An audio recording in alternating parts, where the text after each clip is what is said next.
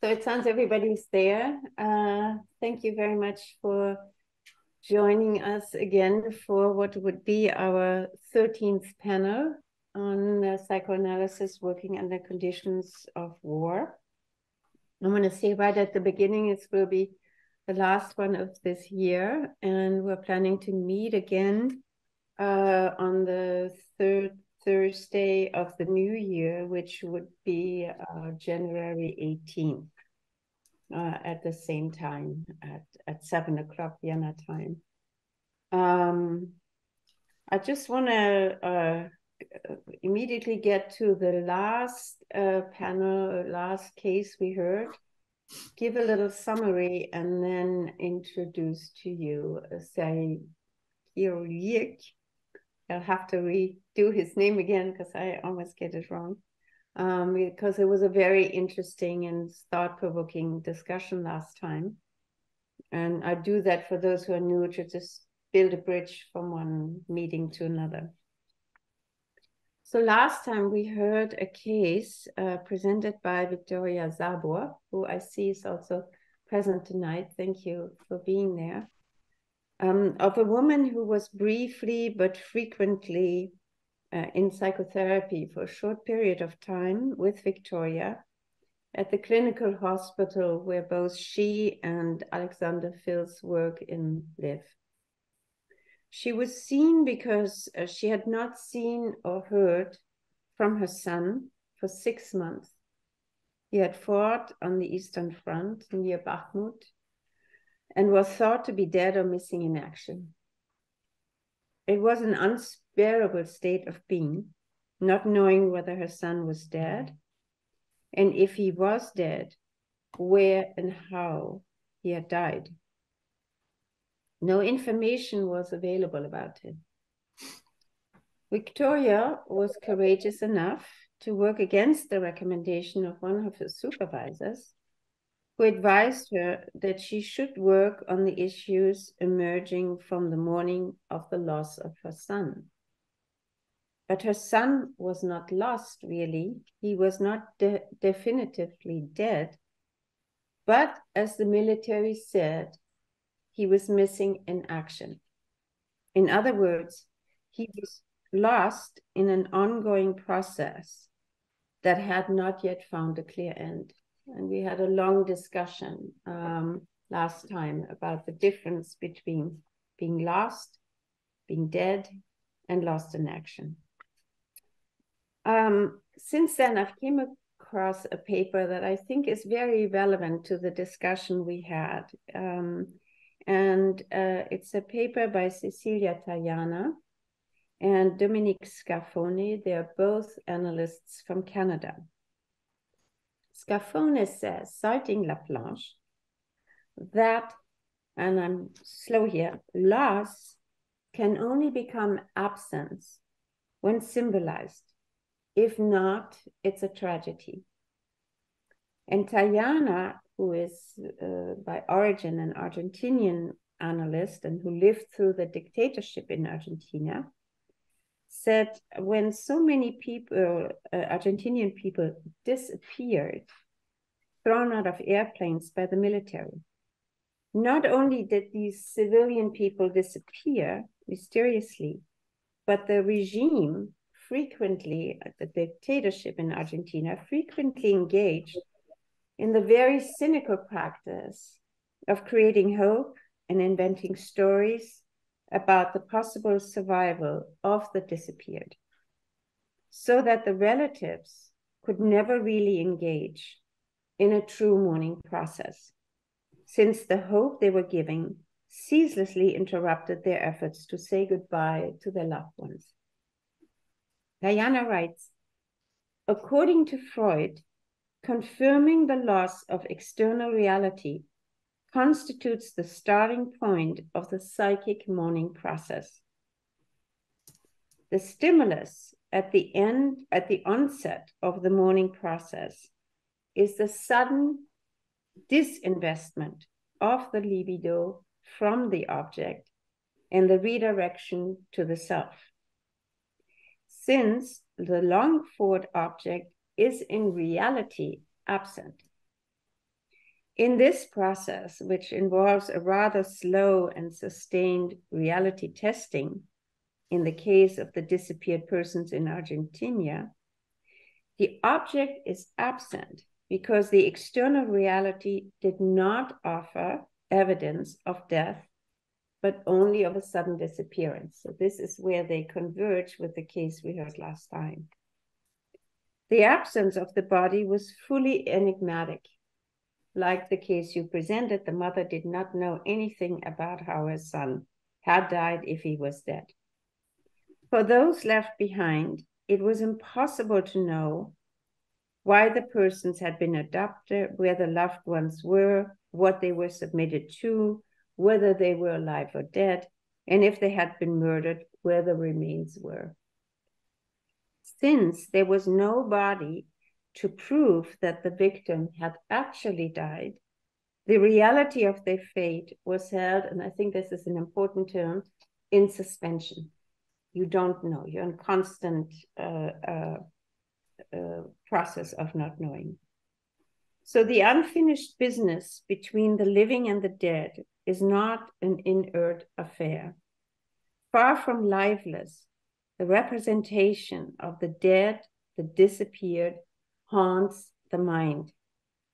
The absent body creating an internalized spectral presence. The dead inhabit the minds of the living, and the absence of the body haunts the subject, who is unable to bury the dead ones and for all, either physically or psychologically. Dead and alive at the same time, the dead, the disappeared, do not cease to impinge on the mind and on the world, do not cease to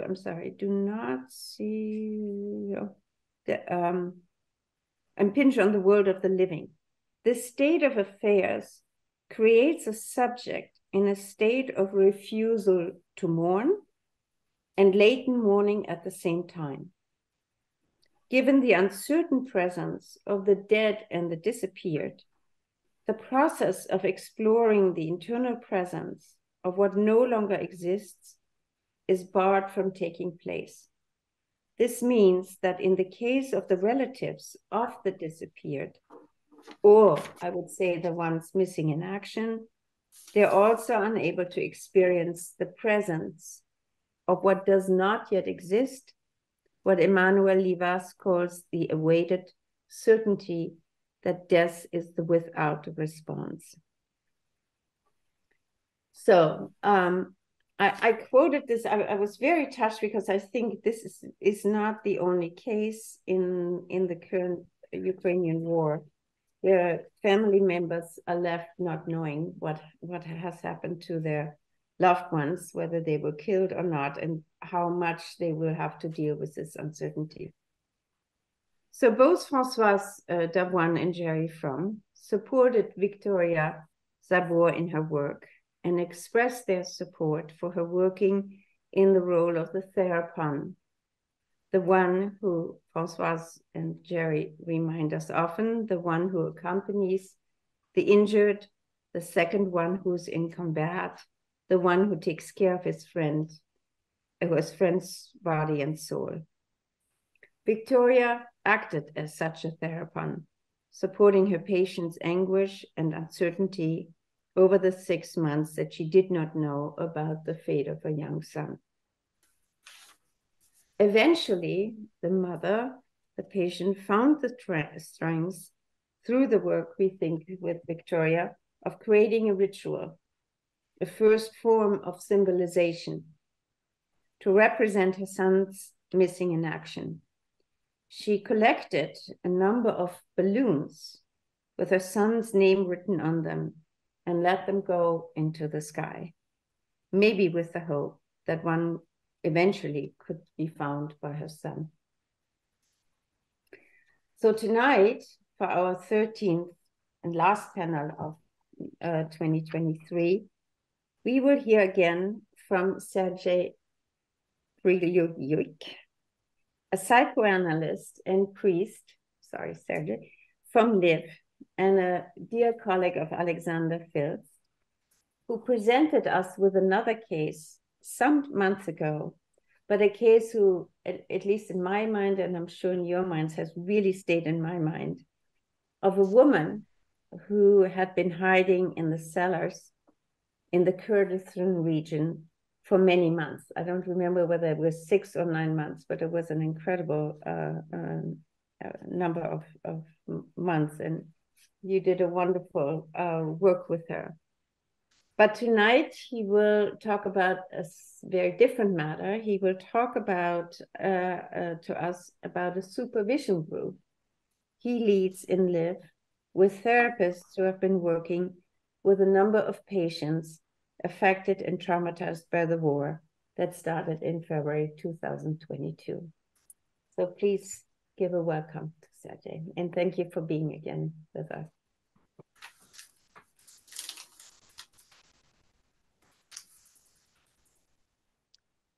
Good evening, dear moderator and esteemed psychotherapeutic community. I'm honored for the second time really to be with you tonight, to be a case speaker. And I sincerely thank you for this opportunity and for your time. The case I would like to present to you tonight is really exciting and not typical for me, and it evokes a lot of dynamic emotions in me and a lot of metaphorical reflections and comparisons. Therefore, I would like to say right away that it is me personally, and first of all, I would be the one needing your advice and discussion as a supervisor to get a bigger picture of what is going on. So I would like to present to you the experience of the provision support of the network of sheltered of the charity organization called Helios Ukraine, which functions in the structure of the Orthodox Church of Ukraine, a member of which I am as a priest. And the project's name is Next to You. Well, that's the information I'm able to present to you because the shelters still are planning to establish communication with people who might need their help. So this is the part of information that is open to the public, that this organization exists and this project is underway, and it has been functioning for a year. And the structure of the project currently includes 6 shelters, and they are located throughout Ukraine, and they are designed to provide shelter for 200 people, women of children who are in adversity at the moment. And out of 200 people who are provided this help, 70 of them are survivors of various types of violence, and that was mainly sexual violence. 30% are internally displaced persons, people who have no other place to live, and up to 10%, those are women who are partners or wives of military service members.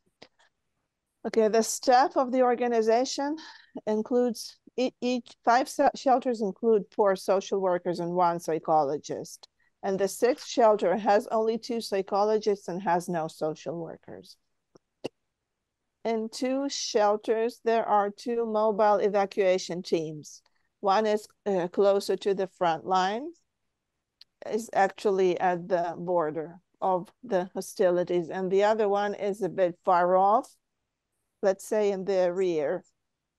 And these evacuation teams include the same social workers, psychologists, and drivers. And the social workers of the shelter teams are required to visit social services in the eastern and southern regions of Ukraine to inform them about the project and to build partnerships.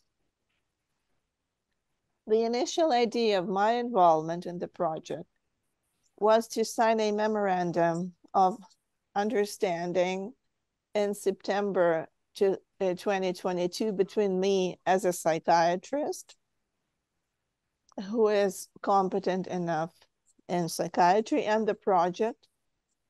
And it stipulated that if psychiatric disorders were identified in the clients of the shelter, they could be referred to the psychiatric clinic in Lviv on a general basis, regardless of which region of Ukraine they came from. And I was ready to provide psychiatric and psychotherapeutic support to them at the clinic. Throughout the existence of the project, none of that happened, and not one person from the shelter was admitted to the clinic. And in fact, I was happy about this. On the one hand, I was happy with the absence of acute psychiatric cases. And on the other hand, I secretly breathed out and was relieved that I did not have direct contact with the affected clients, because internally a year ago, I still did not feel 100% ready to regularly meet face-to-face with the trauma of sexual violence.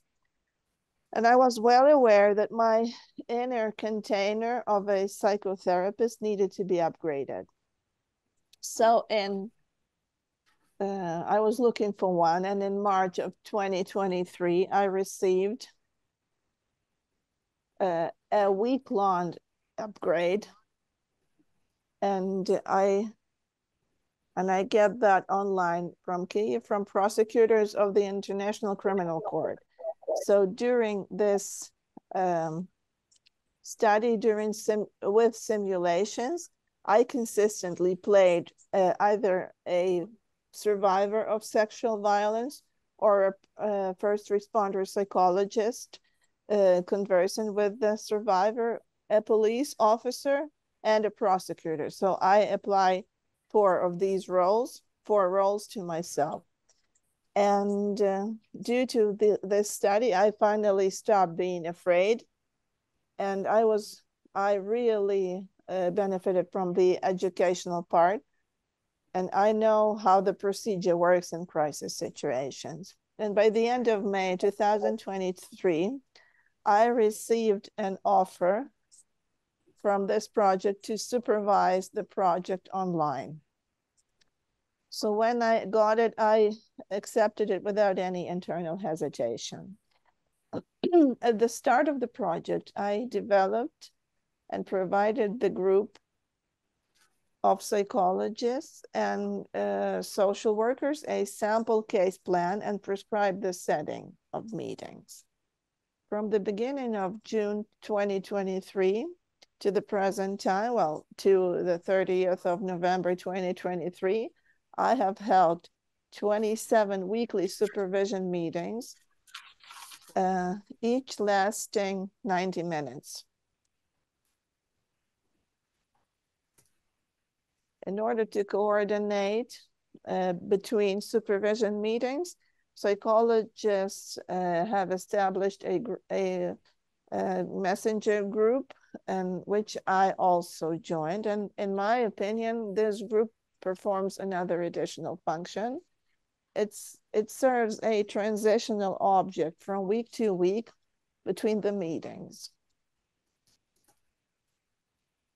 When we have these meetings over the web, and the entire team is involved in supervision meetings, and that includes psychologists and social workers, and the group is headed by the project manager. Every participant, except for me, is female.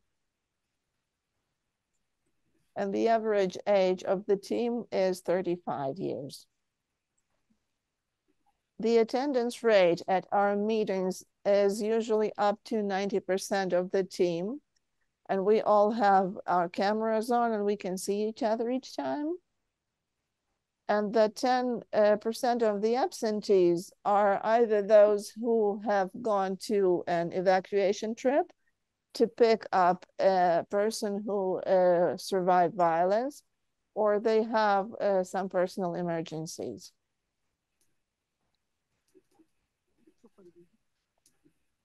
And I can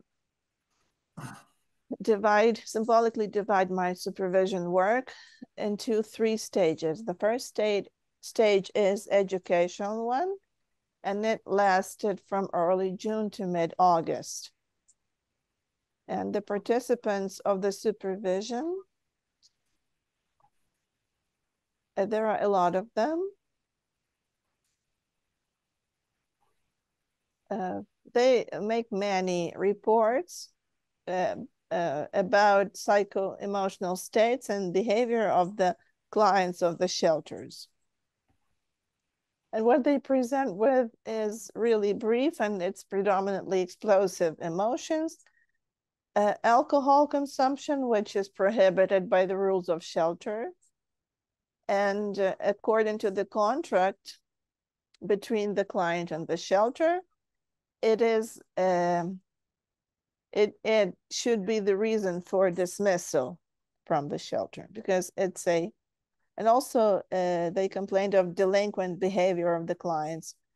And they also openly refuse, at least some of them, refuse to participate in the everyday life of the shelter. And psychologists sometimes confuse psychological terms, and different psychologists invest their own meaning in the terms which are not generally accepted. Also, they show confusion with strong feeling of resentment and hurt, even with crying at the meetings. And it can be described by a metaphor which occurs to me. It's like we give them paradise, we give them heaven, and they won't accept it. It was not a verbalized request. It's something, it's my interpretation of what I was hearing. And the verbalized request from the team was, how do you avoid violating boundaries with the question, why do they bite us and why are they so ungrateful? It should be noted that the shelters provide comprehensive state-of-the-art medical care, and sometimes they invest up to several thousand euros in a client. For example, one client had her teeth completely treated with implants and zirconium rods, and that's really expensive. And here I had a quiet inner response I never verbalized.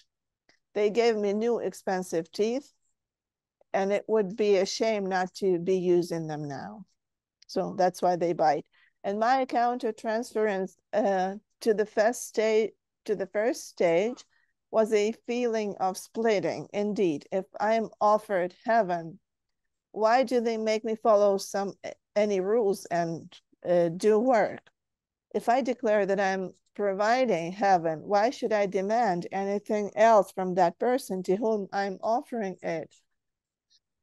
Does heaven provide any other options besides bliss?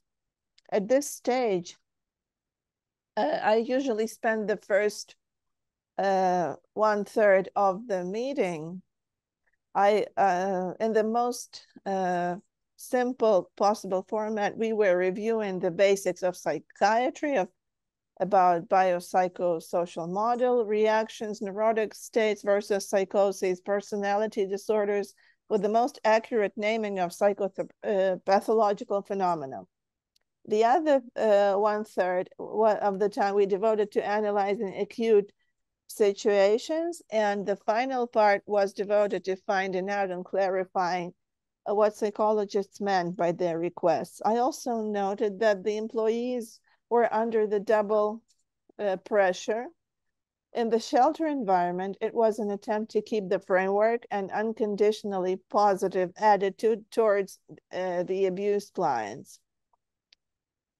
I could see that from the part of psychologists and social workers, this pressure that I have to be unconditional, to treat my clients unconditionally positively.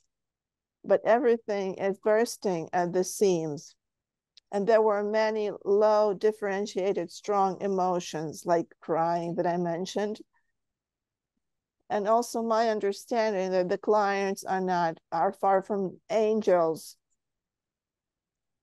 They are not angels who were invited to heaven. And on the other hand, there was this external pressure from the society to protect the clients from being labeled as prostitutes and from stigmatizing shelter as a brothel with prostitutes, because the neighbors who live nearby can see their drunken trips to shops to buy alcohol by the clients, and also from the clients, they learn that there's a shelter nearby and where are the clients there.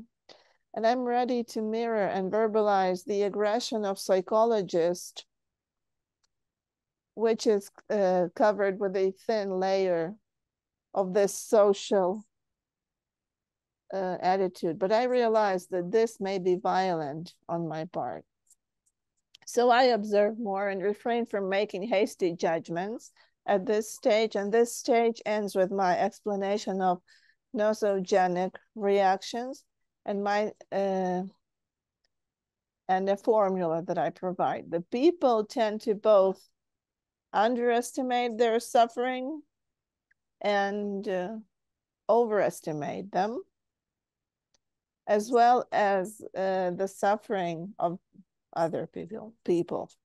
Well, the two meetings that followed this one, that was mid to late August, were transitional and dynamic, with psychologists recalling their own trauma and how they dealt with their environment at the time.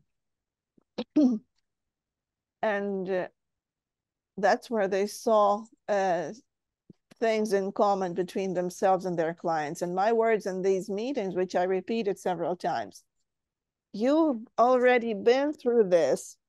You know the way. And the second stage was a deconstructive one, a deconstruction with the following construction of a new stance. It's a transition from the position of I give paradise or I give heaven to the position of I provide a service. So this second stage lasted from September till 22nd of November of this year. The educational part, the first 1/3 of each meeting, on my part is different now. I invite them to share. I invite psychologists to share their emotional states, mental and emotional states, and see how these states correspond to what is happening currently in Ukraine. So I give this, I report the states of civilians, which I think are present these days, the states of our service members, and discuss the current traumatic consequences of the information psychological operations. And the leading psycho-emotional states at this second stage is doing nothing, also witch hunt, so looking for an enemy among their environment, also complaints of depression, sadness,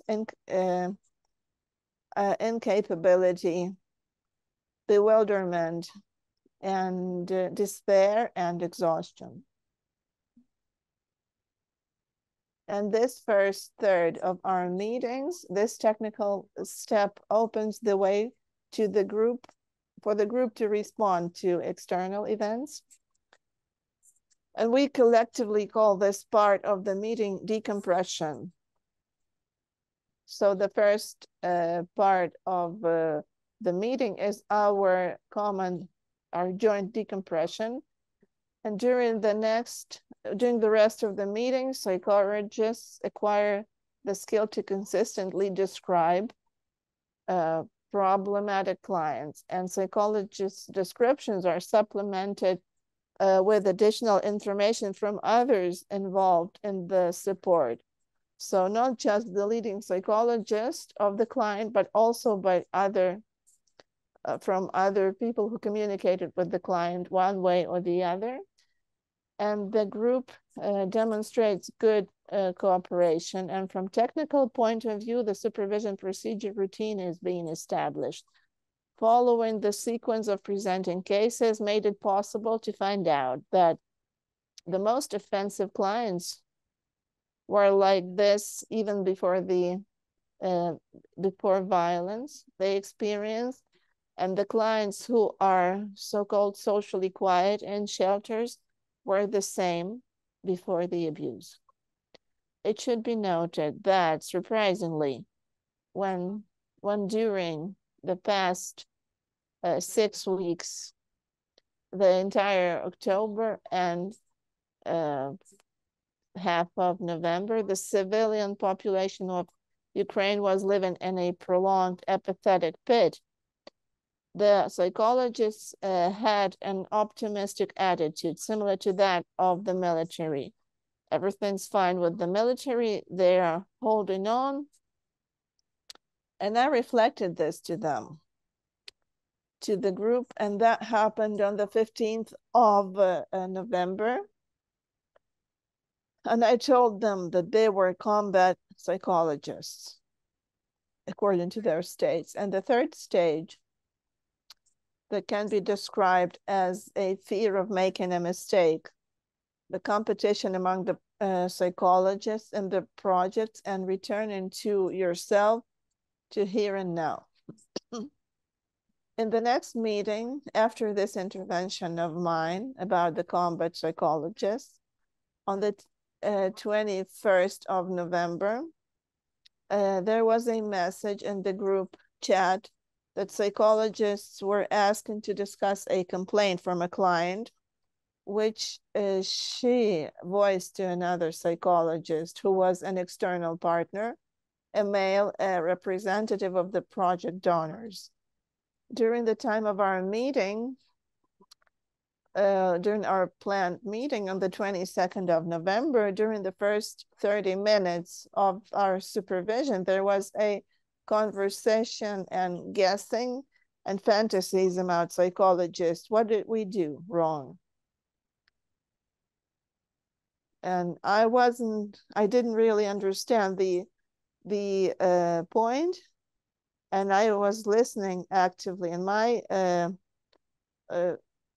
being reserved really saved me, because after about 35 minutes, a psychologist joins in online. So 35 minutes later than the group started, and then she said that this was false information, that everything was fine. Like there was a mistake that had been carried on, that there was no complaint. And here I was terribly surprised by the excitement of the group, of the supervision group, around this possible violation, quote unquote. And I joined in with a proposal. I tried to bring them to the reality that right now, besides responsibilities, the group also has rights. And certain things that go without saying, like presumption of health in psychiatry or presumption of innocence in law. In the second part of the group, the next 45 minutes, there was a battle going on with accusations of two psychologists against each other, that there were too many of them for a client they both worked with, and that they had to pick up the pieces of the client after sessions, one after the other. And then it also turned out that the client who was described as a borderline personality, that's how I understood it for myself, is the quote unquote special. And instead of traditional 1 hour setting time, therapy with her by each of the psychologists takes up to 2 hours time, because as they put it, they couldn't stop her and we couldn't stop ourselves. And I paid attention to this violation of framework. And here was where I had to take the full emotional blow. And I realized that that they are letting me have it for myself and also for that external psychologist who supposedly accused them and also maybe forwarding it to the project donors. And the most active reaction was when I suggested setting an alarm on the phone for when this session was supposed to end. And they were just at me and said that only a really insensitive person would do that. To which I added that I had seen some descriptions where therapists sometimes could take pleasure in bathing in the suffering of their clients. And sometimes it was possible that the client also experienced the same kind of pleasure. And sometimes both pleasure and suffering at the same time. But I do know that this alarm clock is the here and now, the voice of reality, that you are here and now and not there and then. You are here and now and not there and then. The group brought the conversation back to the importance of staying grounded in reality and remembering the framework. In 10 minutes, the supervision time was supposed to be over, and I was not allowed to speak. Then I raised my hand in Zoom. And so I raised my hand in Zoom, and then I was calm inside and completely silent. We did not have a raised hand rule as an additional rule prescribed in this group. About 3 minutes later, almost simultaneously, the group announced that I probably wanted to say something since I raised my hand. And then I thanked them for remembering me at last and said to them that, yes, my raised hand is also the voice of reality.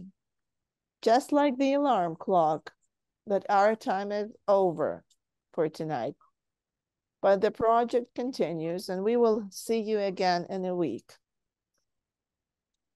And then I added a couple of final words in my traditional wording. Thank you for putting up with me again. Stay healthy, stay safe, and see you in a week.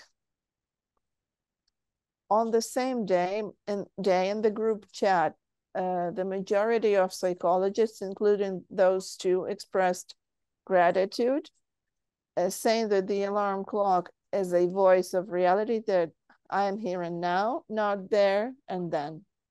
And we will take this on board. Okay, this text was written a few days ago, and yesterday we had the 27th supervision group. And actually during supervision, they repeated these things, saying that they were starting to understand when was the moment to come back to reality. So these are my additional reflections around this project and the metaphors I had to look for to find understanding of where I am and where I'm going to. Looking for an artistic metaphor in free association with my place in the project. At the first stage of it, I suddenly felt a kind of Merovingian, a French person from the Wachowski brothers' trilogy of the Matrix. Probably it's one of the most ancient archetypal programs that were preserved in the post-apocalyptic world, where they have certain ideas about the construction of the structure of the world. And from the second series, when a delegation comes to, when Morpheus, Neo, and Trinity came to him, and he answered, "You are here because you think you were sent here. You have many emotions, but you forget the reason for them. All of our most bizarre emotions and actions have only one goal at their core: survival."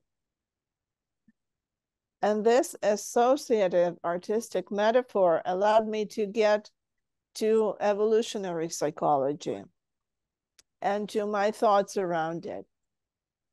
From the point of view of evolutionary psychology, the desire for survival of a species is reduced to three basic instincts: self-preservation, saving yourself; social and hierarchical instinct, desire for power; and sexual instinct. All other manifestations of the activity of our psyche, no matter how different they may be, are only the desire of our species to survive. All desires begin with the desire to survive.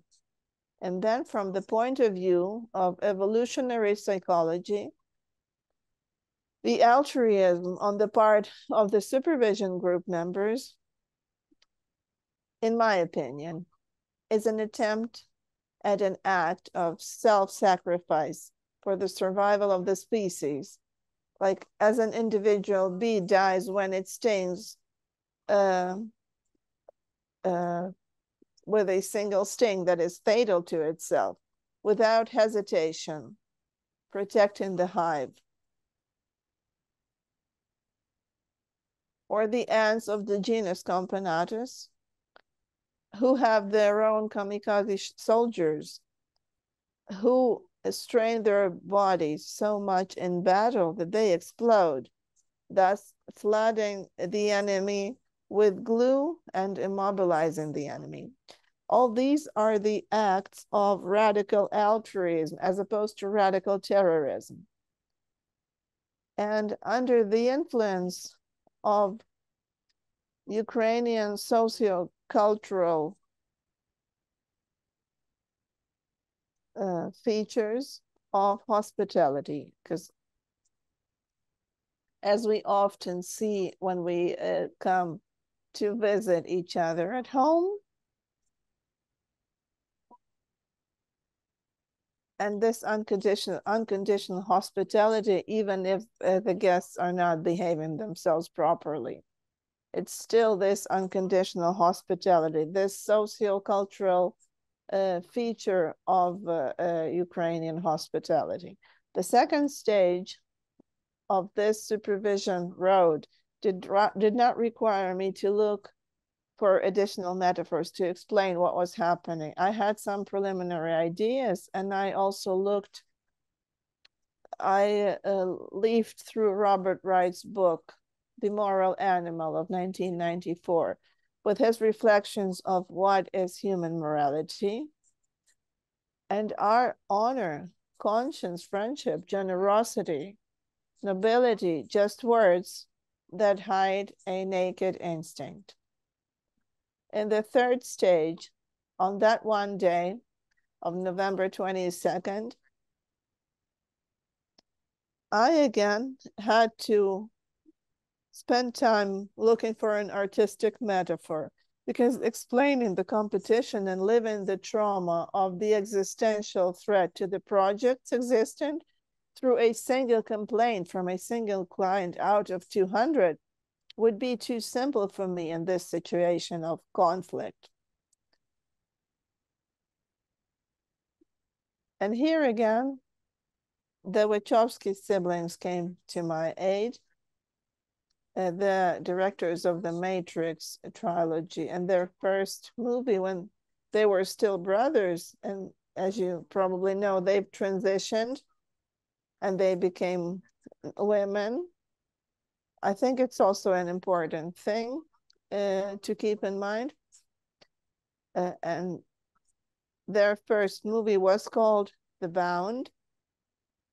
It was about two lesbians, and in that movie, the brothers talk about gender stereotypes while trying to find at least some politically interesting new perspective on this topic.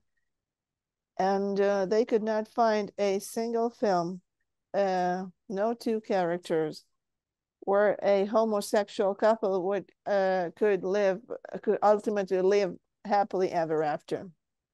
And they wonder whether it is possible to deny old ideas, the cemented old ideas, and create qualitatively new ones that never existed before. And this is when I thought to myself, and this is my ethical request for today's supervision. How correct is it, as a fact, that the supervisor of the project related to violence against women for the team of women psychologists is a man? Or can this fact be a further point of crystallizing of tension between the female psychologists involved in the project? And my second request, I wonder if I have not already created a kind of supervision heaven or paradise for these psychologists, where there should be no requirements, especially no attacks about violations of the framework.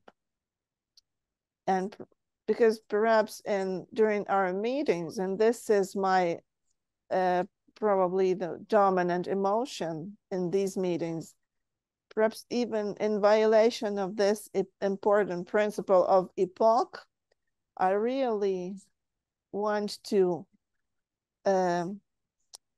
encourage and support these shelter workers who really provide quality shelter services and received so little gratitude from their clients in return. And I plan to continue to participate in the project in the future. And I'm really interested in our progress with this group. And I sincerely ask for your help in suggesting the possible ways of working. And that would be all. Thank you very much.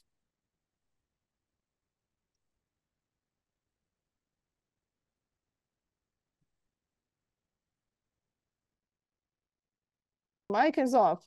Jeanne. We can't hear you because your mic is off. Okay, Sergey, now it's okay. Good. Thank you very much for that very detailed and long presentation.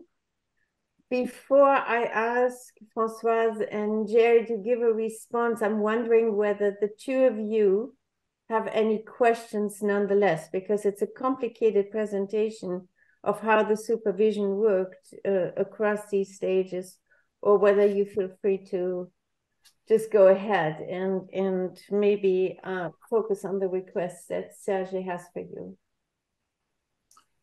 I do have a question.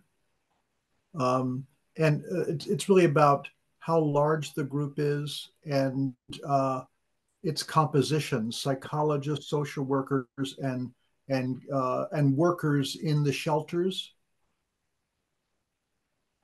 I have a question too. Is it a shelter for sexual abused women and also a shelter against the war? Is those two definitions put together?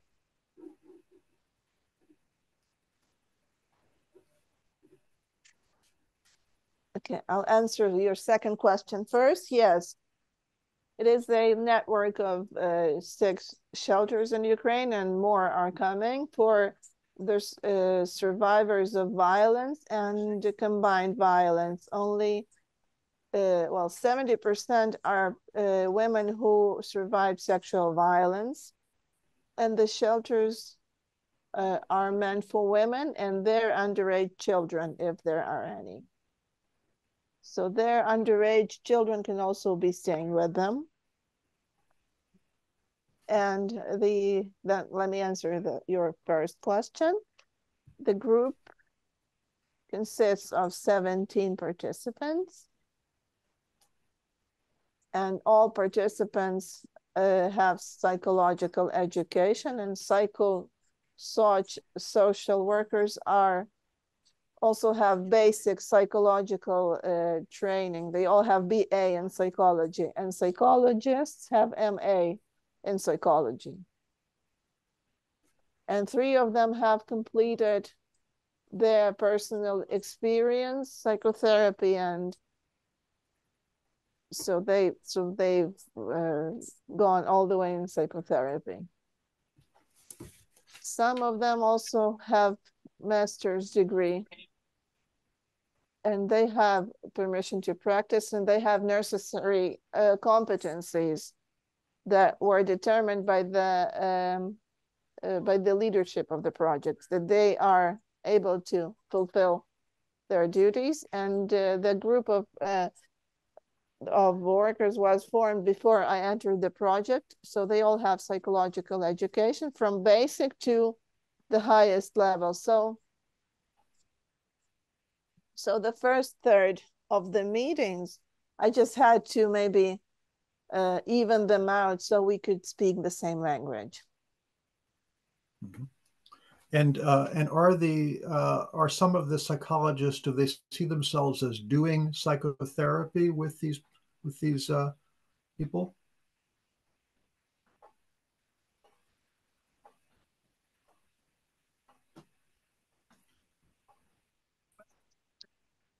First of all, it's crisis interventions, like first psychological aid.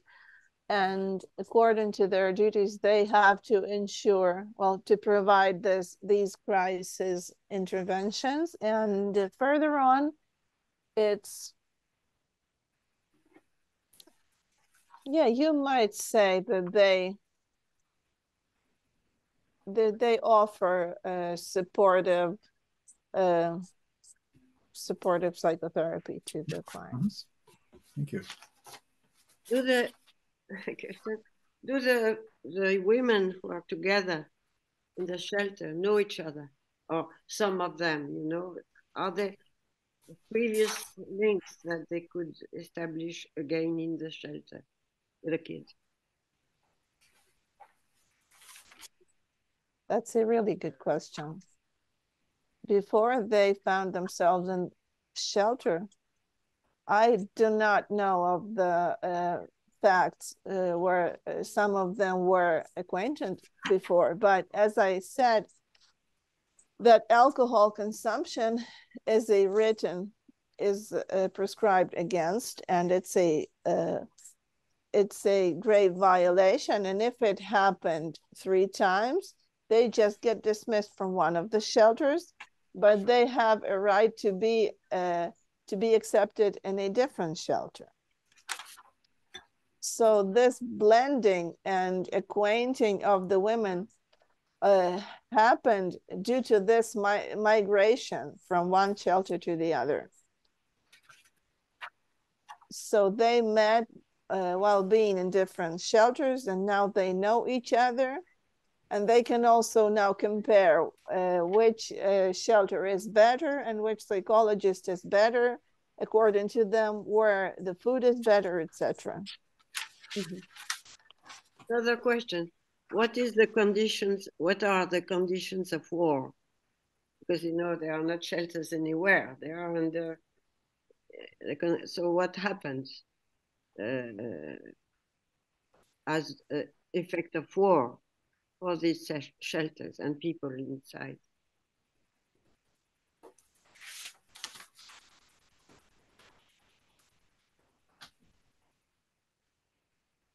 These are women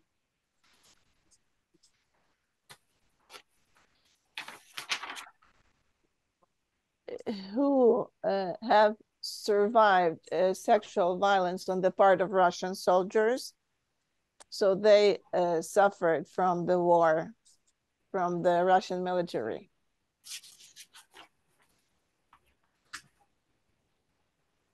Okay. Okay. Yes.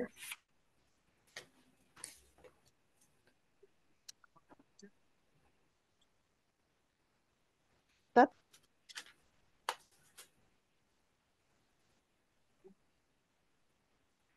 and the conditions in the shelter are, well, I'd say it's solid 4 stars as in hotel business.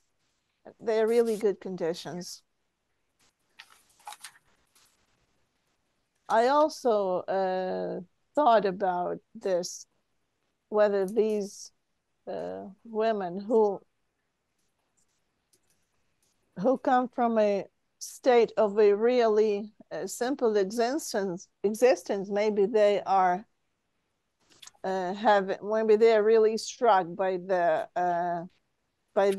wellness of their present conditions. Maybe it's a surprise. It comes as a surprise to them that it can also, that things can get as good. Maybe, I don't know how to put it better. Maybe Professor Filts will help.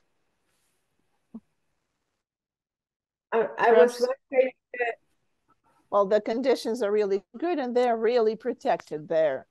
And the shelters are not in the hostility zone, and only evacuation teams on buses, they go to the front lines and they pick up the ladies and bring them to the protected space. That was your question, right, Françoise? Whether the women maybe while they were staying at the shelters maybe had to go into a underground shelter to be protected, but that doesn't seem to be the case, right? Was that your question?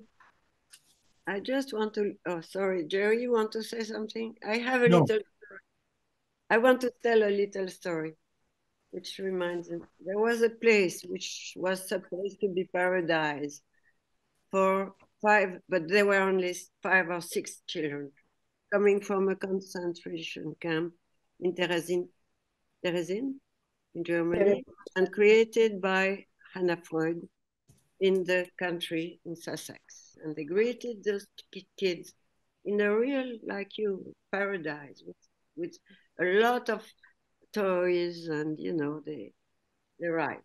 What they did first was to transform the little cottage in a concentration camp. They destroyed everything.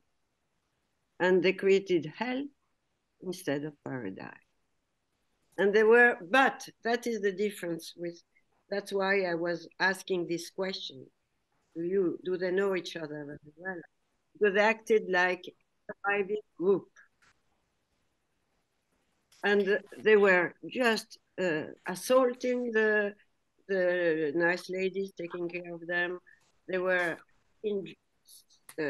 cursing very, very badly in German, until after some while, but it took several months, I think, they started to be attached to one of the women, each of them. Then progressively, they allowed it themselves to some, I don't know, to abandon their rage and their defense and legitimate defense.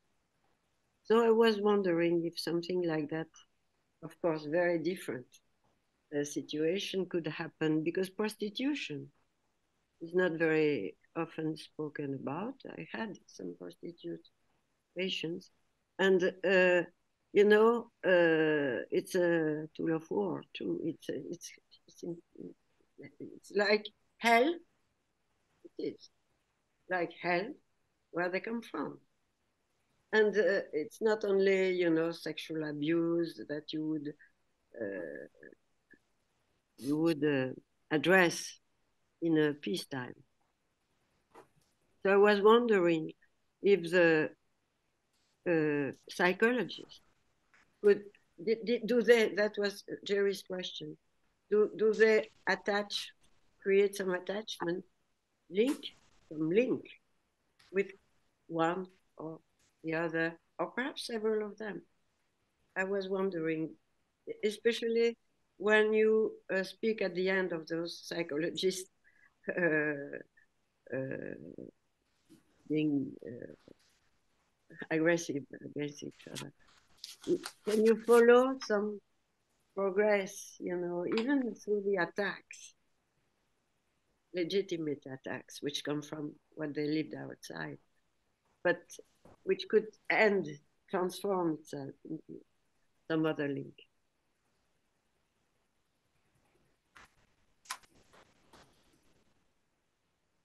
I'd like to add that the evacuation trip, well, it sounds really simple, but it's actually, sometimes it takes months of preparation to evacuate a person from the temporarily, as we believe, occupied territory. And it's creation of a different personality, creation of a myth why this woman is leaving. They have to have a legend why she's leaving, where she's going. So it's this huge sequence of small steps that have to be taken to achieve the result that is encompassed in these two words, evacuation trip, but it's really a complex procedure.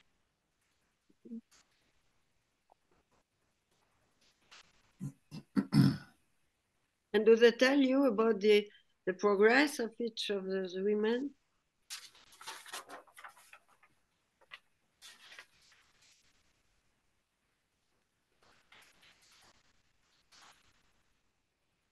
Yes, they do, and they're happy when, for example, this defiant behavior goes away and the client of the shelter starts to help with cleaning, for example, in the shelter. And they're also happy when in every meeting I emphasize that the trauma really collapses the symbolic space and make their thinking literal. So I usually offer them to talk to the women about their future, trying to picture it, what it might be like, where they would like to be, who they would like to talk to, what they will do first after the victory, and what will happen in 3 years from 3 years time after victory. So I'm trying to expand this space. I sometimes can feel it physically, how you have to expand it, how to lift it up, how I have to lift it up and expand it to the size. I have another story, it's about the cleaning and the dirtiness. It's the Northfield experiment by Bion. When he was asked with Rickman, to take care of a ward, a military hospital for traumatized soldiers in 42, 43. And it was a mess. Nothing was clean, and they were complete anarchy. So what they did, they had a daily, what they call parade. This is a military term to have the men together. And they asked them to have the initiative of groups, doing some things in groups, taking the responsibility. And for a little story, some men say we would like to dance. And which was very far from the military training. And Bion, who had never had any relationship with women sexually after the war, when he was too young, he understood the panic of those men in front of women. And he said, okay, you will dance. And they have a group of dancing together. and learning how to dance. And then the hierarchy, the military hierarchy arrives one night by surprise and sees the men dance. And they fire Bjorn and Brinkman. That's the story. But it's about the cleanliness, you know, and the mess that you started to talk about. And now you are saying that it's improving for some of them. So it's exciting because you open the expectancy of a life afterwards. Jerry, do you?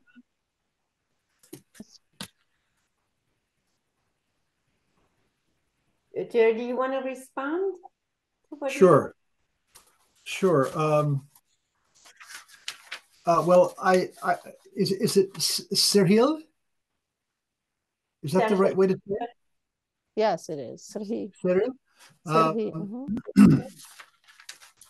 I hope you write about this. You know, you are in a way doing a piece of research here about trauma and about its treatment, about its containment, and you're thinking systematically in terms of this phase, then that phase, and you're noticing the transitional moments. I think it would be a great service to write this if you could at some point. I find it extremely interesting. And I too was thinking about the story in your book, Françoise, and with Jean-Max, of Theresienstadt. And two parts of that story are, I think, very important to underline.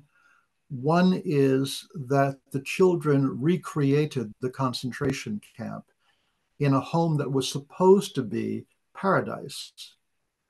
They had to recreate hell. And they did it partly through their collective strength, their bonding with each other, all having gone through the same thing in a certain sense. And it's only when they formed one-to-one relationships with the staff that that things changed, and they changed in a very interesting direction. As I recall, Françoise, the children got sick. They allowed themselves the feeling of dependency on the staff, and they let down their defenses against dependency. And so all of the trouble and the illness they had been carrying, they were vulnerable to now.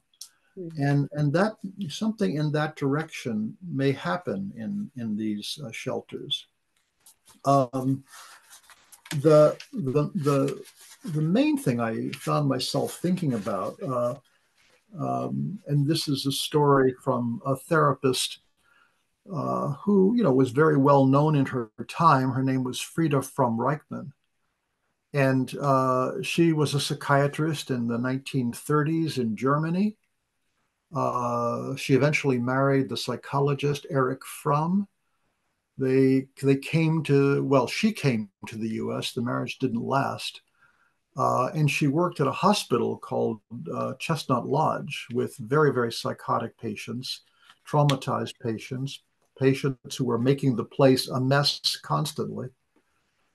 And there were a group of quite, you know, dedicated therapists there who worked very intensively with these patients. And she became known as a very tough but very good therapist. And her advice to her supervisees, at least this is the story that I heard, was guilt is a luxury therapists can't afford. Okay. Guilt is a luxury therapists can't afford. And what I think you've told us is that the staff at the very beginning were dedicated to, in a sense, making everything better for these clients, providing a heaven as though to provide a corrective emotional experience and really to erase magically, in a sense, all the terrible things that had happened out of their guilt, in a sense, that perhaps that they were, not subject to the same kinds of horrors that their clients had. And so what happened with that guilt? Well, they became indignant, they became angry, they became frustrated, confused. They didn't know how to be with clients. And the one way you help them was by getting your own help in being able to be with these, very traumatized women. And then you started to provide that for them, which was a huge service. But, like everything when it comes to psychological change, things move forward, then they move back, then they move forward. And so it seems to me the battle about ending on time is still within the realm of the staff guilt. How can staff end on time when there's still so much suffering? Um, and in a way, you could hear, for example, the behavior of a borderline patient as playing into that guilt. I need more. I need more. I need more. But it's not more that's going to solve the problem. What's going to solve the problem is, and I love the name of the program, Next to You. What's going to solve the problem is being next to the person and being a witness when they're ready and everybody else is ready to what they've gone through. And one of the perhaps paradoxes about working with trauma is that the things people can't say, they have to enact. And so some of this behavior can be seen as they're trying to communicate what happened to them to somebody who might be able to say, oh, I get it now.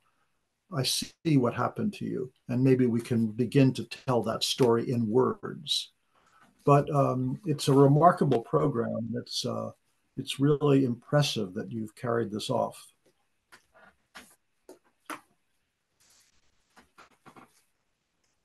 So, Jerry, just to be clear, I think it's a wonderful observation. It's wonderful you remind us of Frida from Reich again. You're saying that the drinking and maybe the prostitution, that those are acting out behaviors with which they show perhaps parts of the history of what happened to them. So Yes. would you nonetheless agree to the rule that they should be asked to leave if they discover to have brought alcohol in it? I mean, would that be sort of part of the toughness that the therapist should show, or should there be more of an understanding of these acting out behaviors? Yeah. Well, first of all, there's something so I don't know how to put this. I can't find the right word, but the idea that people who are sent away from one shelter go to another one, and then they offer TripAdvisor ratings on the food, the quality of the psychologists, and all of that. I find that wonderful. Actually, it's an element of ordinary human something or other in a terrible context. So there's that. But I mean, if the primary task is treatment, but which it isn't, I don't think. But if it were, you know, patients who are traumatized get into what I think of as a red zone. By that I mean that they might enact something that's very, very dangerous to themselves or to somebody else. And that's an opportunity for putting into words what happened to them that they're enacting. or putting into words the way in which they feel persecuted by the therapist or somewhere from a staff member. But ultimately, you have to contain, and so how much time and room you give for working in the red zone is you have to decide about that as a staff. In a sense, first of all, it seems to me containment for the rest of the community is really, really important, because otherwise you're risking one person's trauma re-traumatizing everybody. So one has to make those clinical judgments and management judgments. Mm. Mm-hmm. Serge, what's your sense or response to what both Françoise and Jerry have said?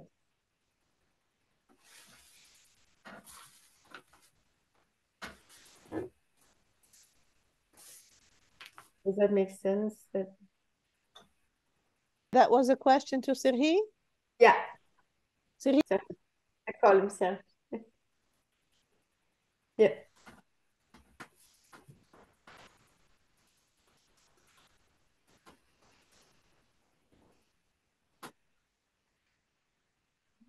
Well, the delinquent behavior as a repetition compulsion in order to finish the situation that ended badly, trying to give it a different kind of ending.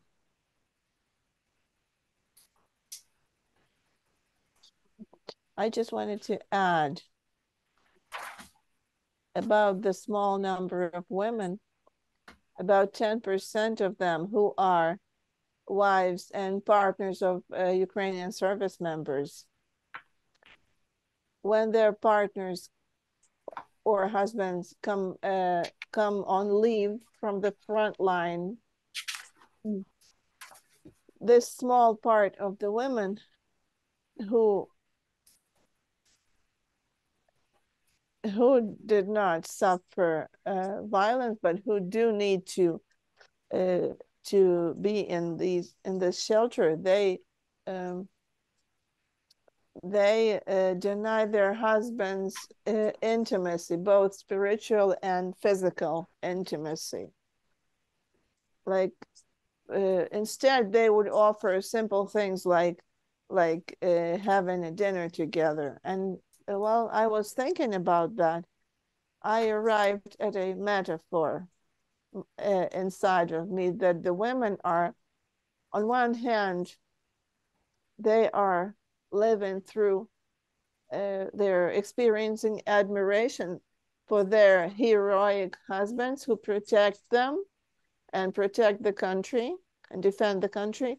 And on the other hand, they abandoned me and they betrayed me.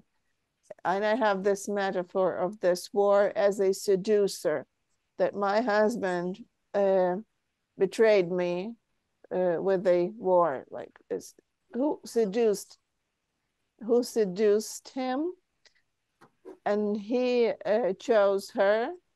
So I think maybe this is the sense of the mechanisms why these women pushed away their husbands who come for these short leaves from the front lines, because they perceive them as traitors who, it's like betrayal, like cheating with a different woman. I don't know if I'm right, but I have a rather strong conviction from one case to another, from one client to another.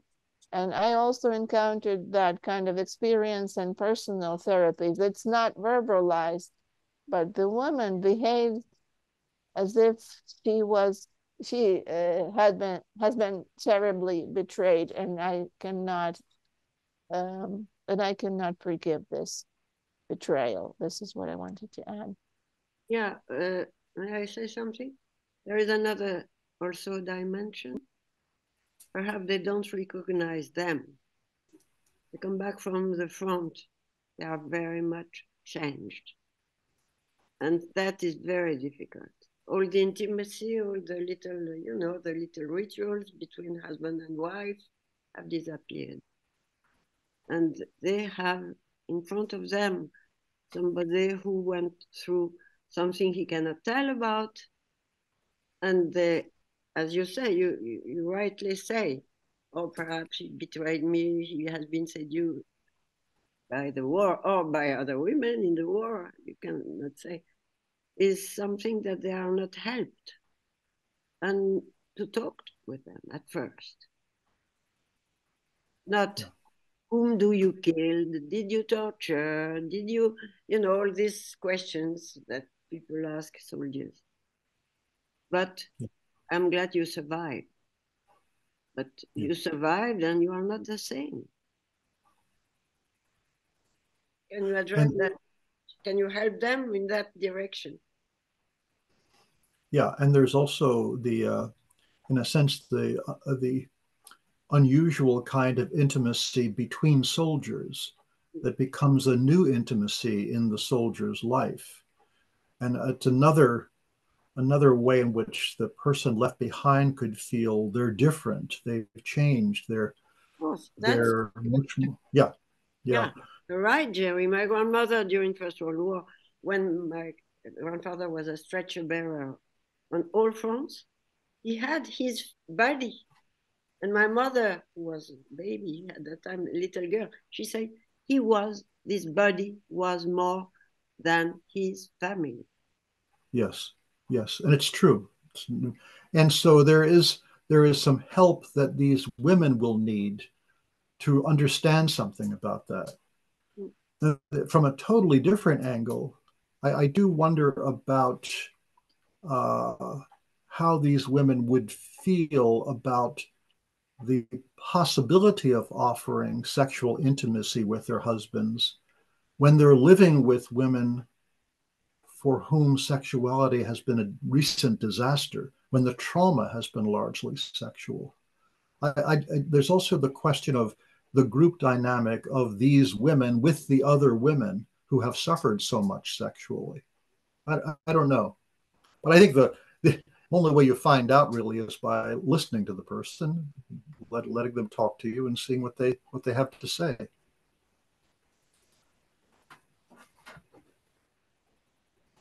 Mm-hmm. Are there other questions, comments, observations from maybe enlarging the discussion for other members for listening?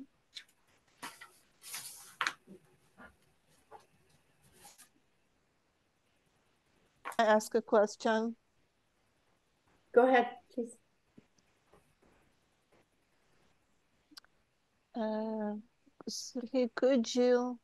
Could you tell us whether the internally displaced people and service members' wives and the sexual violence survivors, do they all live together, or perhaps the displaced people and the service members' wives live separately, and the survivor's victim live separately, or do they all live together?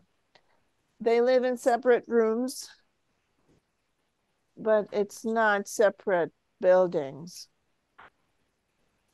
Thank you.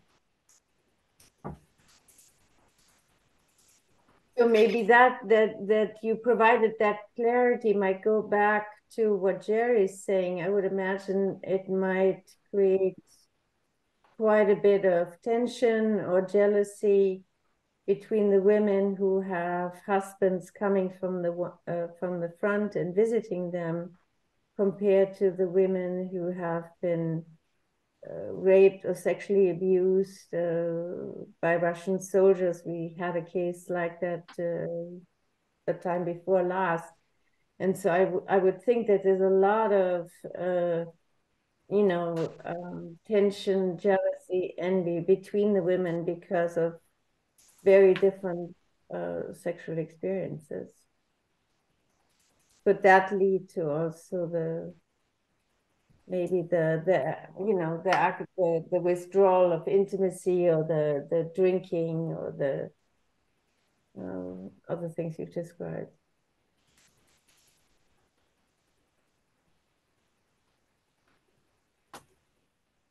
Yeah, I would agree to that. Mm.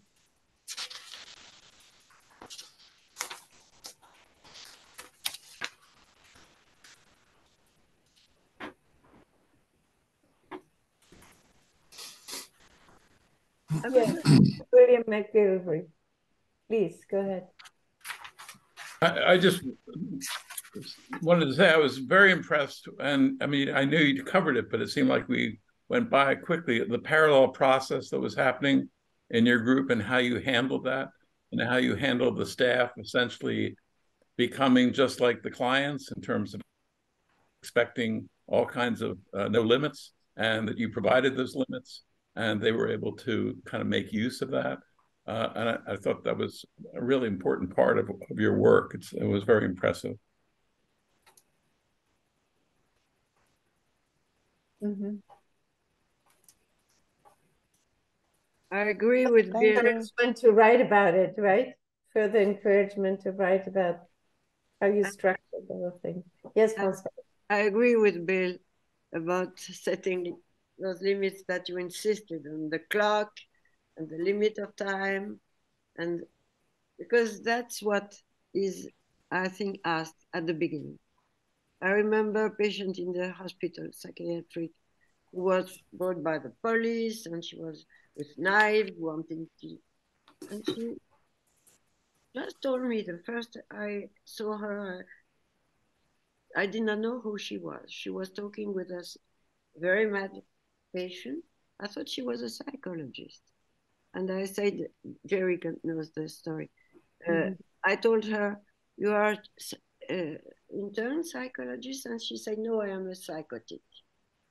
And she started to tell me right away that her father was the only survivor of all his comrades were killed during the battle of El Alamein in Libya in 41, 43.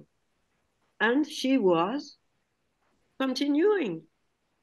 She was delinquent, she was drinking, she was drug addict, she was, and that's all. And at the beginning, we started to speak. I said no. No to drink, no to drug. It was completely crazy for myself. Later on, now she lives her own life. She's no more delusional and so on. She said this no was very important for me, this first no. This first no was not as an objective, limit to it, putting. It was something that the war of her life resonated with. She was on the other side of the Alps where I was born, and there were war in between with the Italians. She was Italian. So it was, and she said to me, very long time, and I stopped prostitution. And I did not know she was a prostitute. So this no at the beginning, but which was coming from very far away from myself. But it's also what you do. You say no, you say limits, and you help the psychologist perhaps to say no also when those women provoke them, defy, challenge them. What do you think? Oleksandr.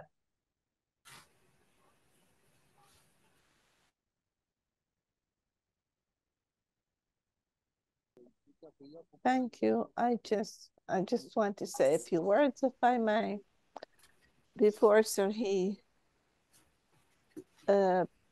decided to present this case, we spoke a little about this, and I'm really impressed by this. And I'd like to make 2 points here. Well, this rebellion against the normal conditions is such heavenly conditions, so to speak. One might say, one might add a metaphor that the women who came out of this horror of occupation, rape, and denigration.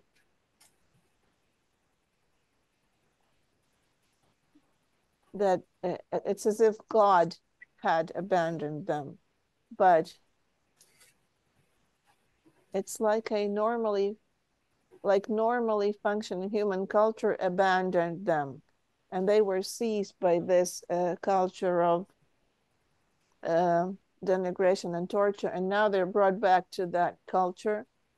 And I think that not only them, but also some service members who have been through adversity at the war, they also behave in the same way. I think it's a kind of a narcissistic revenge to this normally functioning culture that failed to protect them and failed to retrieve them from the horrors. And I think it's also narcissistic rage and narcissistic revenge. And the acting out, as Jerry put it really precisely, that you have to let them act out and then formulate the acting out in words. And the example of Françoise about the shelter and the cottage where attachments were formed. I think it's like a main way that he was wisely following. And I think that this revenge is an inevitable stage of the whole story. And they just have to be offered the space to act out, but it's really consuming and demanding kind of work. Okay, that will be all I wanted to say. That's very true. What did you say, Françoise? That's very true, what Oleksandr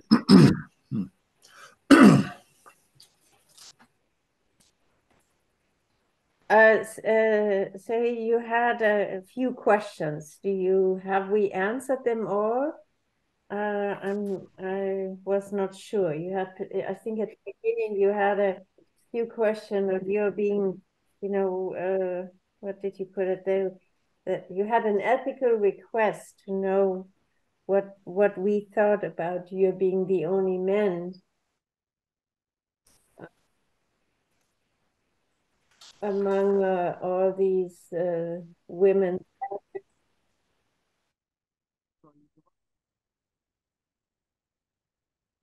Yes, and this problem also manifested with the emergence of that other male person from the outside, and this was what got me thinking that I was actually the only male in the whole story. I wanted to comment on the questions for a moment. First, to go back to Françoise's comment about that no. From one angle, saying that no to your patient, Françoise, said to her, you can have a different future. We mark something now, and then the potential future is different. And there's something very hopeful in that no, it seems to me. About your two questions, Cyril, I would be very interested in what your group says to you about the first one. That is, I'm a man, you're all women, working with women clients. What is that like? And what dynamics emerge there that might be useful in helping the clients understand their relationships with the men in their lives. And your second question sounded like it might relate to the first question. You said, are you providing a supervisory heaven for them? And they will, as though they will now listen to you about, dealing in reality. My guess is they won't. Um, that it will come up again, and you'll have to work with it as it comes up. Um, I mean, men and women sometimes have different ideas, grandiose ideas about what they can and can't do, as though the man says, no, we're going to live in reality, and people are going to listen. No, they're not going to listen necessarily. And women sometimes feel that I can provide what's needed here. I don't. It's not a good idea to in a sense surrender to the reality. My provision can make things better. Not necessarily. So there's a lot of maybe no's in each person that has to be taken in. And my question, though, if I still have a question, is Oleksandr said it can be as though God abandoned these people. And I did want to ask about, in a sense, the role of spirituality here. After all, you said you might provide a heaven. The group wants to provide a heaven for the clients, but actually hell's coming into the picture. So I just, what about the issue of the spiritual dimension of this for the group, and how much the commitment to the spiritual dimension and to providing a heaven might be something to think about? Well, may I say something before you answer? I mean, we should not forget, say, that you are also a priest. And you're not just a psychoanalyst, but also a priest. And to what extent the groups and the patients know that. So maybe the metaphor also of the heaven and paradise has also something to do with your other profession. And the organization too is a religious organization sponsored by the church. Mm-hmm. I was going to ask the same question. Thank you.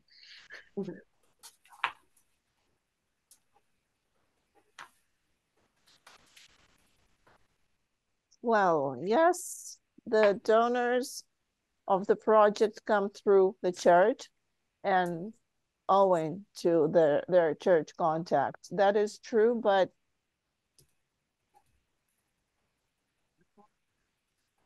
there's no this there's no religious or ritualistic coercion in the shelters whatsoever. And that is something that we all know. It's a known fact that even though these shelters belong to the church, but we respect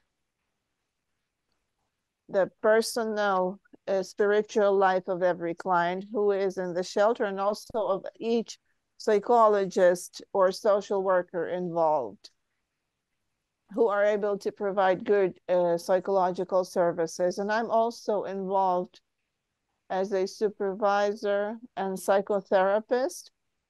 And in this project, this is my main identity, my identity that comes to the forefront.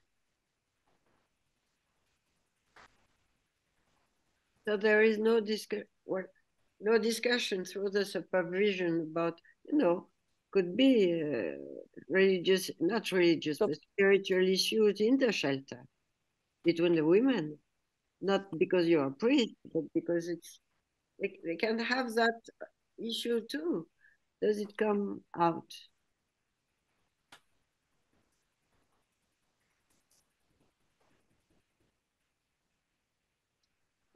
If we were to talk about spirituality, my main emphasis is on spiritual capacity, but in a sense of Viktor Frankl's, like, spiritual capacity as an ability to project oneself into the future. And this is what I mention frequently.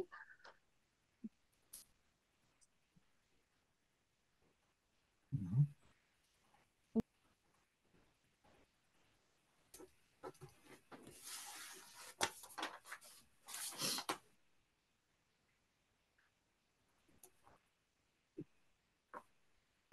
I am safe enough for them.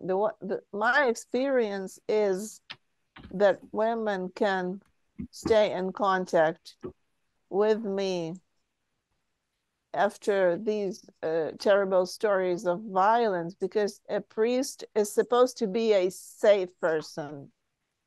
Mm. Like priests have their own moral and ethical safety valves that won't allow to cross the line into violence.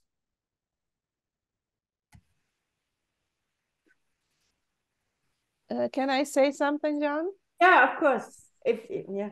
Звісно.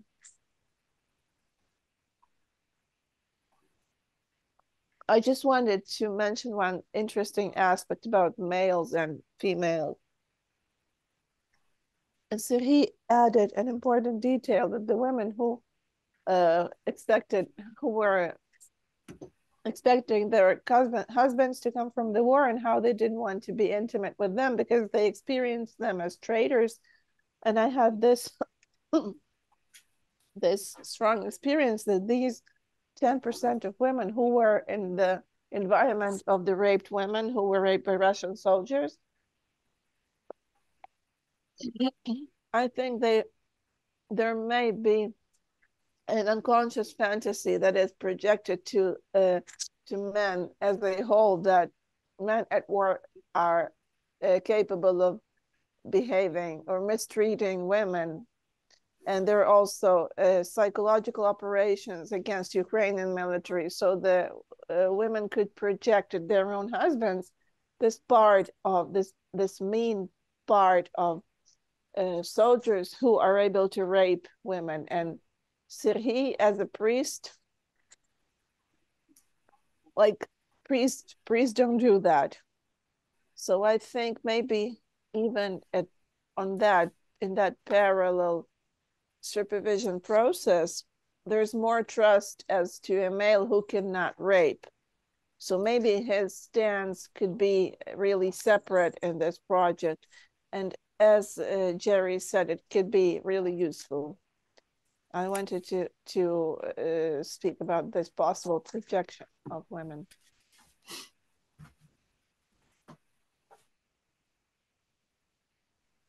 But Françoise asked maybe women from the group could join in and say a few words.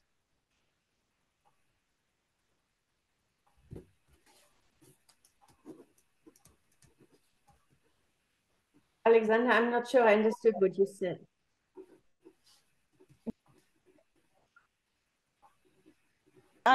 May I say something? Yes, please. I would like to say that I work in a similar project as a social worker. And I notice, well, maybe some internally displaced women, they note that the golden cage cannot replace their own home or even a rented home. And the people who lost their home forever, they are in this suspended state. But at the same time, because I work in the project of social apartment, and there can 3 to 4 women could stay together at the same time, and they all would prefer to have their own home. Mm-hmm.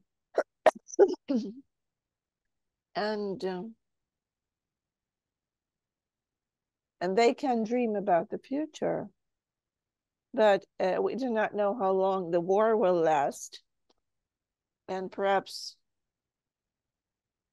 it'll be wise to go on living and start right now and stand on your own feet.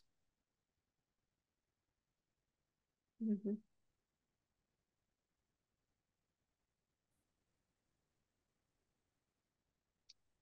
Can I respond to that? Yes. Hello, colleagues. I also have experience of participation in a project where the participants were really traumatized by the war. And that experience is a really difficult one, because working with trauma is a terrible work of reacting and on this one huge scene, and it's really hard to handle it. And as psychotherapists and psychoanalysts, we have a kind of protection against that, which is our knowledge, our therapeutic experience. And we can think about that as about acting out, and this protects us. But I'm always really concerned about people working in such projects who do not have this suit of armor and who are not ready to think of this as if one huge acting out in a theoretical aspect.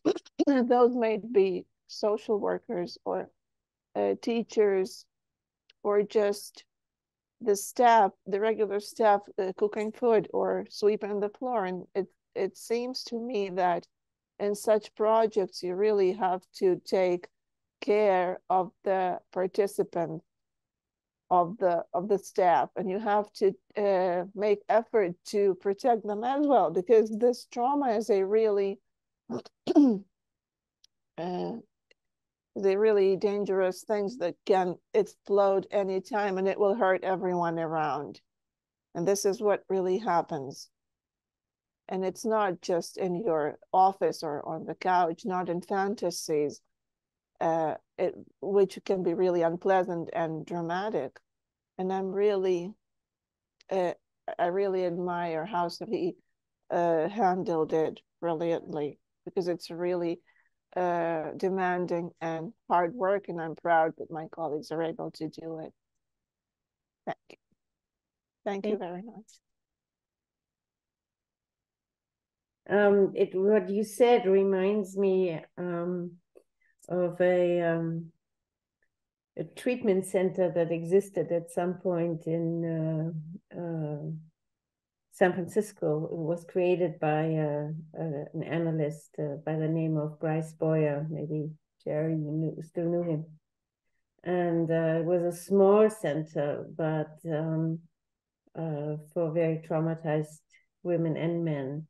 And he had regular weekly sessions, not just with the psychologists and analysts treating the patients, but also with the cleaning women, the cooks, the social workers, because their observations sometimes were incredibly important in order to sort of put together a mosaic, a picture of the patient. So I think what it reminded me of what you said, how important it is that they are also educated on that. If they destroy the center, it's not because they're so mean, but because they're acting something out of their inner conflict. So I think the working together of all the people who are working at the center is very important. So this is sort of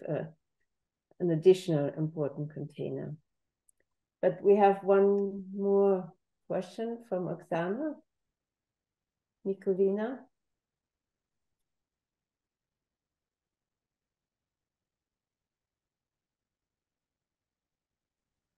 Hello. And I agree with the colleagues and with you that every person who is there, they are not immune to vicarious trauma.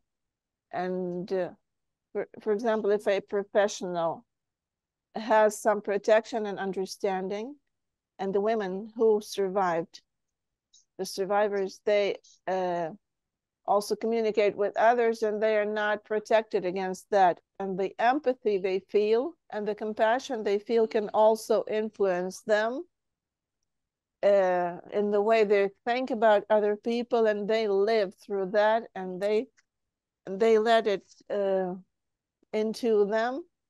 And maybe this treating of their husbands can also manifest like that. And even if they work,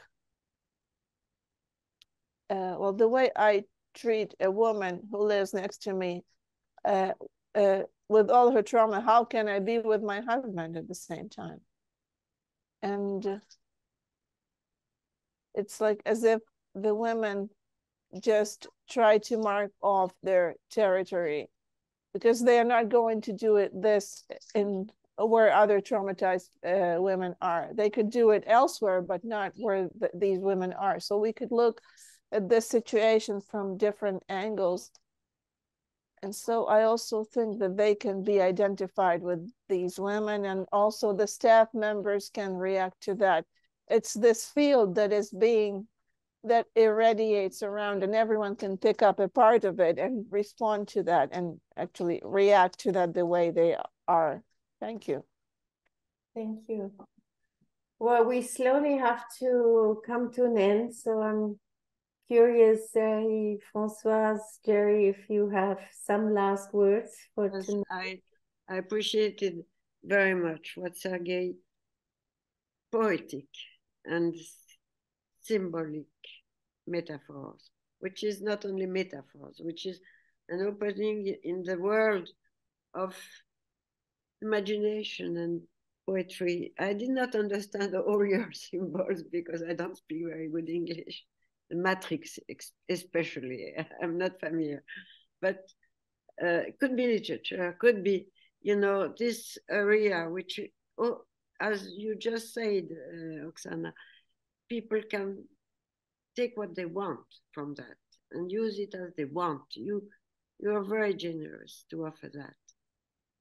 And to, you know, compared to the dear reality, you open your imagination in relationship with what you are feeling and with you are impressed. So I thank you very much. Jerry? Yes, I thank you too, Cyril. It was, and I really hope, you know, when the time comes, you can write about this. It will be a great service. But, you know, this is our last meeting for the year, and we are, you know, we're headed into the holiday season. For many of you, that's still in the midst of great trouble. And so I want to note that. I want to note that in the Northern Hemisphere, at least, this is the season when we look for light in the darkness, and we certainly hope there will be light in Ukraine. And I must say, for me, it's a privilege to be part of these conversations. I'm sure it's true for Françoise. I thank you very much, Jeanne, for putting these together with Oleksandr. So I want to thank you for this. Thank you. I want to thank the two of you. I really want to thank Gerard for your presentation again. And if you remember his last case, you have a knack for wonderful metaphors. I don't quite remember but you had the metaphor of the 3 whales for the woman who was hiding in the basement of Kherson, and we were all marveling at that. So thank you very much again. And a special thank you to you, Oksana, because I know despite having a bad cold, you really did a wonderful job doing all the translation back and forth. Thank you to Peter for putting on all the technology behind me. Peter. And it's now in front of me. Now you show Pleasure me. as always. Yeah. And Oleksandr, thank you for choosing such incredible cases. And we will see one another again in the next year on January 18th. It is in the chat. If you want to see the next date, have a look at the chat, please. Oh, yeah. And look at the chat too, if the people would like to donate some money, maybe. Yeah, the information is in the chat as well. The information is in the chat as well. Thank you. Thank you, and I hope we could answer some of your questions. And we are thinking.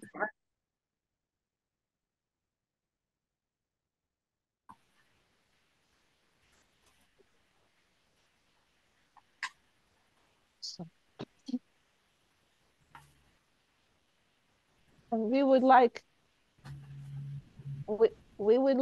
you to thank you. We would both like to thank you, and I would like to thank Professor Filts for refining my presentation, and we would like to wish you all a happy holiday season. And this has been really valuable for me, and what I really got today was decompression, and thank you. And I will be thinking about everything I heard today, so thank you very much, all. All the best. And have the best holidays. I wish you we the hope holiday. the peace will shine to us next year. And I wish you the holiday is happy, but also safe for all of you. Yeah. Yeah. Have a safe one. Bye-bye. You too. Thank you. Bye-bye, everyone. Bye-bye.